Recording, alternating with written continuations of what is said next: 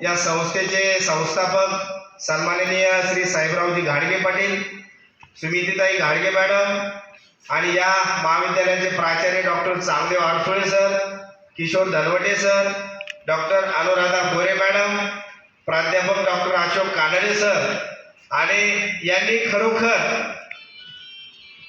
ही conference घेऊन आम्हाला मंत्रमुग्ध केलेलं आहे। आल्या आल्या आमचं भव्य दिव्य असं स्वागत, ही बहुतेक पहिली परिषद असावी की या परिषदेमध्ये फटाके वाजवून मिरवणूक काढून आमचं स्वागत झालेलं आहे। आमचंच नव्हे तर सन्माननीय कुलगुरू महोदय सुद्धा या ठिकाणी आल्यानंतर खूप खुश झाले होते आणि खऱ्या अर्थानं या परिषदेमध्ये सगळ्यात जास्त शोधनिबंध वाचले गेलेले आहेत, नोंदणी झालेली आहे।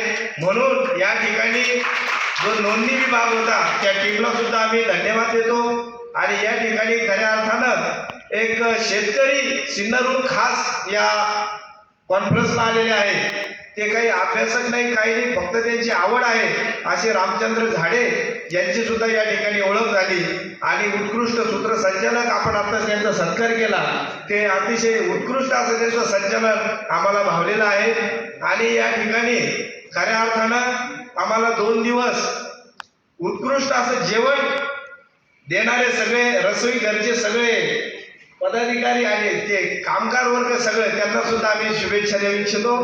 आणि या परिसरामध्ये ही जी आयोजनाची टीम राबत होती त्या टीमला खऱ्या अर्थाने मनापासून धन्यवाद। एकाही व्यक्तीच्या चेहऱ्यावर असा थकलेला भाव नाही, म्हणजे सगळेजण उत्साहामध्ये आमचं स्वागत करत होते, काय पाहिजे काय नाही विचारत होते।